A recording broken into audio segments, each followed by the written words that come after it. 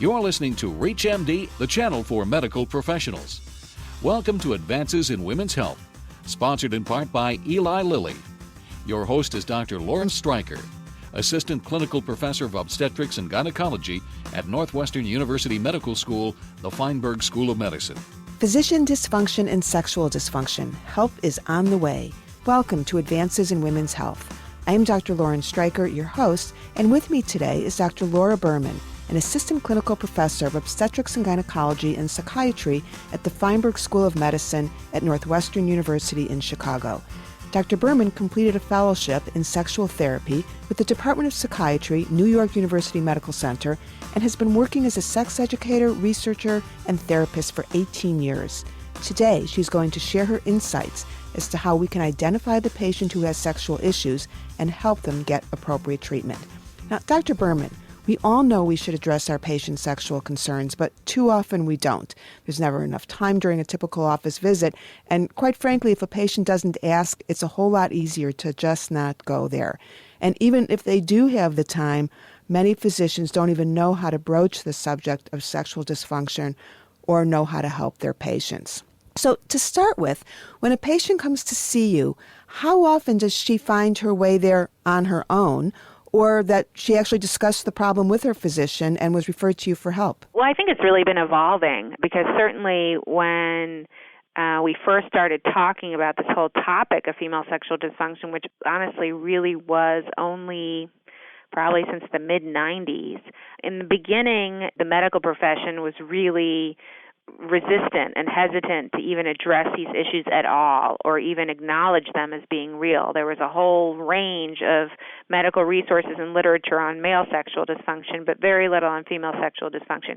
So the majority of the women were finding their way to me through their own research and through their own advocacy without their physician's help. Now, just over the past several years, I've seen many, many, many more, and I would say it's probably equal the number of women who find me through having seen me in the media or heard me somewhere versus from doctor referrals. And I'm kind of curious, is any specialty better at it than others? Do you get more referrals from gynecologists, internists, family practice? It really ranges. And not only do we get referrals from general therapists who don't really deal with sex in their therapy practices to every field of medicine, even pain specialists or heart specialists. So across the board, pretty much. Across the board. As a practical matter, what is the best way for a physician to broach the subject of sexuality? Should it be part of a written questionnaire? Should we bring it up? How do we bring it up? What recommendations do you have? Right. Well, I think in an ideal world outside the managed care system you have 15 minutes. In our fantasy medical practice. In our fantasy medical world,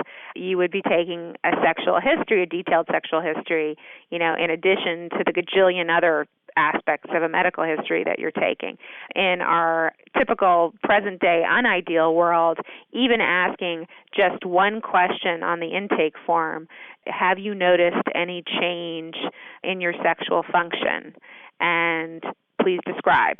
And then when you're going through that form, upon meeting with the patient, you can just say, I noticed you wrote here that you're experiencing some changes in desire. Would you like to address that?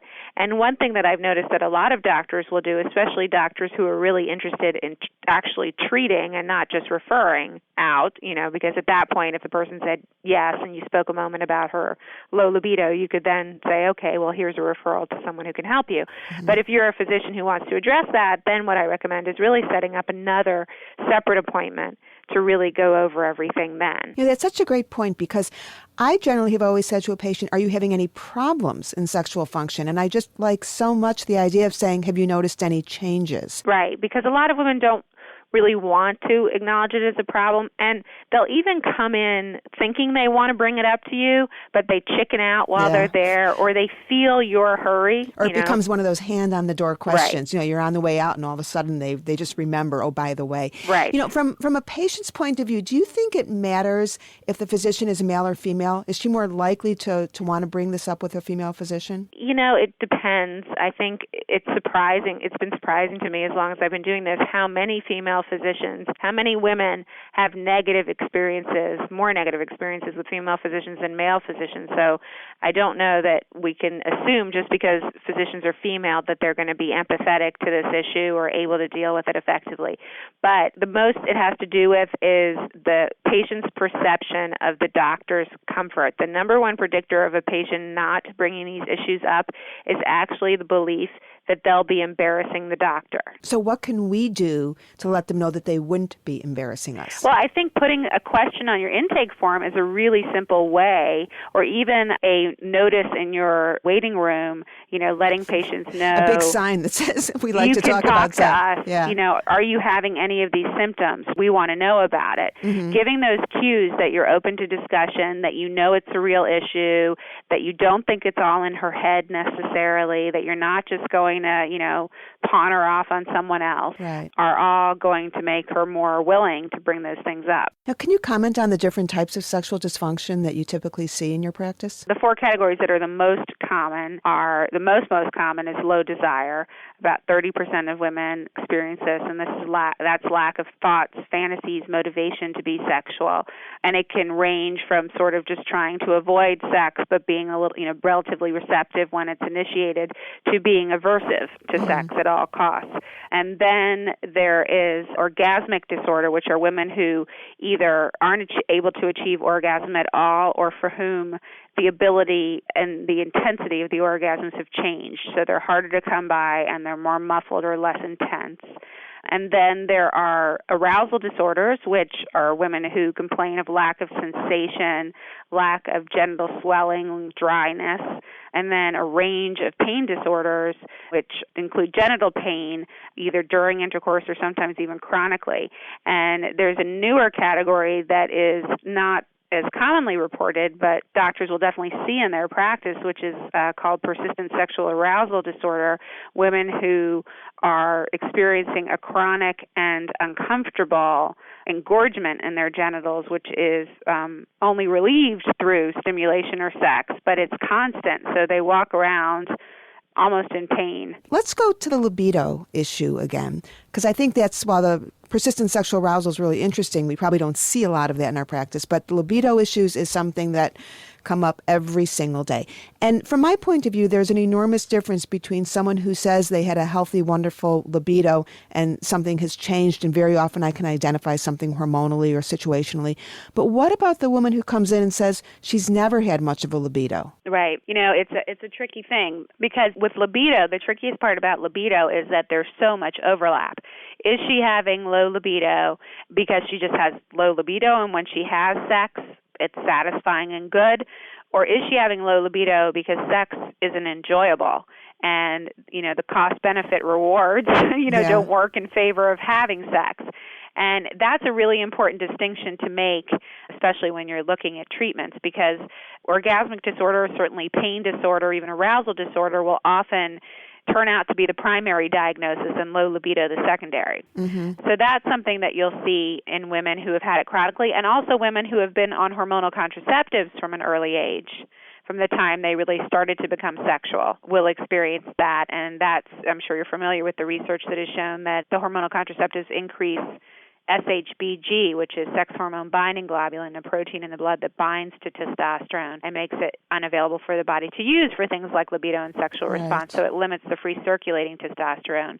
So that's another common reason that you'll see in younger women. Often women will have low libido and low testosterone after pregnancy. They call it postpartum testosterone deficiency syndrome. Mm-hmm. And often it doesn't re-equilibrate. And we also now know that chronic stress will affect testosterone levels, because women respond differently to stress than men do. So if they're chronically stressed, their oxytocin levels go up, which is the chemical of attachment, and that also increases SHBG as well. Then there's the whole psychological piece, because, what I find is that women in general, most women in their 30s and 40s and beyond, were not raised to see sex as something joyous and wonderful and a gift in its own sake. They kind of saw it more as a means to an end, the way to get the guy, right, or the way to settle down, or what you just did.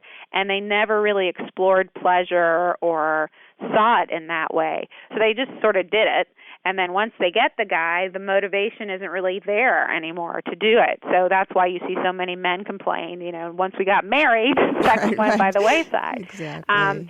So, there's that piece. Certainly if she's been sexually abused or had any kind of sexual trauma, if she has a lot of guilt or was raised in a very restrictive environment around sex, that will also cause lifelong low libido. That's very helpful. I would like to thank my guest, Dr. Laura Berman, who has provided information that will make a significant difference in how we approach the patient with sexual dysfunction. I'm Dr. Lauren Streicher. You are listening to ReachMD, the channel for medical professionals. For a complete program guide and podcasts, visit ReachMD.com. Thank you for listening to Advances in Women's Health, sponsored in part by Eli Lilly, with your host, Dr. Lauren Streicher. For more details on the interviews and conversations in this week's show, or to download the segment, please go to reachmd.com/women's health. So, Rachel, now that you're past menopause and we've determined you have osteoporosis, I'd like to start you on prescription-only Evista, raloxifene hydrochloride tablets. Why Evista? Well, because it's the only medicine that reduces the risk of osteoporotic fractures and invasive breast cancer in women like you. It's important to note, though, that Evista does not treat breast cancer, prevent its return, or reduce the risk of all forms of breast cancer. Am I really at risk for invasive breast cancer? Based on my risk assessment, you may be. Some risk factors for breast cancer include advancing age, family history, and personal history. So even though no one in my family has ever had breast cancer, I'm still at risk for other reasons, including my advancing age? Exactly. And I think the benefits outweigh the potential risks for you. It's the one medicine that treats osteoporosis and reduces the risk of invasive breast cancer in postmenopausal women with osteoporosis. Individual results may vary, of course, but that's exciting news. Exciting? I'll have to take your word on that, doctor. Evista increases the risk of blood clots and should not be used by women who have or have had blood clots in the legs, lungs, or eyes. Evista may increase the risk of dying from stroke in women at high risk for heart disease or stroke. Talk to your doctor about all your medical conditions. Seek care immediately if you have leg pain or warmth, swelling of the legs, hands, or feet, chest pain, shortness of breath, or a sudden vision change. Do not use Evista if you are pregnant, nursing, or may become pregnant, as it may cause fetal harm. Women with liver or kidney disease should use Evista with caution. Evista should not be taken with estrogens. Side effects may include hot flashes, leg cramps, and swelling. For more information about Evista, contact your Lilly sales representative, visit www.evista.com, see our ad in Good Housekeeping, or call 1-888-44-EVISTA. This ReachMD program is featured on Sermo, a free online community exclusively for physicians. To discuss this program with your colleagues, visit www.sermo.com. That's SERMO.com. When you join, enter ReachMD in the promotion box to receive a $15 Amazon gift card.